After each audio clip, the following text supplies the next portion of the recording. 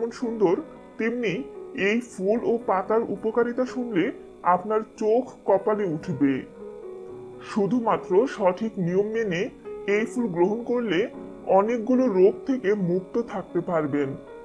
নয়নতারা ফুলের কোন অংশ খেলে কি হয়, কোন কোন রোগ সারাতে এই ফুল সেবন করবেন এবং কোন নিয়ম মেনে সেবন করবেন তা জানতে ভিডিওটি শেষ পর্যন্ত দেখুন। আপনি যদি মানসিক অবসাদে ভুগে থাকেন, তাহলে নয়নতারা ফুলটি আপনাকে এই সমস্যা থেকে বাঁচাতে সাহায্য করবে। স্ট্রেস ও মানসিক অবসাদ দূর করতে নয়নতারা ফুলের রস দিয়ে তৈরি চা খেতে পারেন। এই চা আপনার অনিদ্রা ও ঘুমের সমস্যা দূর করে দেবে। এই নয়নতারা ফুল অ্যাংজাইটি কমাতেও কার্যকরী ভূমিকা রাখে। যাদের হার্টের সমস্যা আছে তারা নিয়মিত নয়নতারা ফুলের রস পান করতে পারেন, কারণ